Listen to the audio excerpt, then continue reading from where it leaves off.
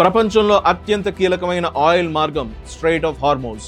ఇది ప్రమాదంలో పడితే ప్రపంచ ఆర్థిక వ్యవస్థపై పెద్ద ప్రభావం పడుతుంది. ఇరాన్ ఎందుకు ఈ ప్రాంతాన్ని లక్ష్యంగా చేసుకుంటోంది ఈ వీడియోలో తెలుసుకుందాం. ఒక చిన్న సముద్ర మార్గం ప్రపంచ ఆర్థిక వ్యవస్థను కుదిపేస్తే, ఒక దేశం ప్రపంచ ఆయిల్ ధరలను $200కి తీసుకెళ్లాలని ప్లాన్ చేస్తే ఇప్పుడు అదే జరుగుతుంది. ఈ విషయాన్ని ఇంకొంచెం వ్యూహాత్మకంగా విశ్లేషిస్తే ఇది మిలిటరీ వార్ కాదు, ఇది కైనెటిక్ వార్ కాదు, ఇది ఎకనామిక్ వార్ అనే విషయం మనకు క్లియర్గా అర్థమవుతుంది. ఇరాన్ మిసైల్ యుద్ధం చేయడం లేదు, అది ప్రపంచ ఆర్థిక వ్యవస్థపై యుద్ధం చేస్తుంది. అమెరికా సెంట్రల్ కమాండ్ ప్రకారం ఇస్లామిక్ రెవల్యూషనరీ గార్డ్ నేవీకి చెందిన 16 షిప్లు ధ్వంసం అయ్యాయి. ఈ షిప్స్ సాధారణ షిప్స్ కావండి. వాటి పని ఏమిటంటే స్ట్రెయిట్ ఆఫ్ హార్మోజ్ సముద్రంలో సీ మైన్స్ వేయడం. సీ మైన్స్ అంటే నీటిలో దాచిన పేలుడు పరికరాలు.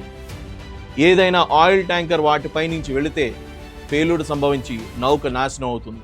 ప్రపంచానికి ఆయిల్ సరఫరా ఆగిపోతుంది. ఇరాన్కి తెలుసు అమెరికా లేదా ఇజ్రాయెల్తో నేరుగా యుద్ధం చేయడం చాలా కష్టం అని. కాబట్టి వార్ గేమ్ మార్చేశారు. మిసైల్ యుద్ధం కాదు, ఆర్థిక యుద్ధం చేయాలి.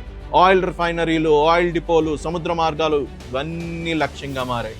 ప్రస్తుతం ప్రపంచ ఆయిల్ ధర సుమారు $90 నుండి $92 మధ్యన ఉంది.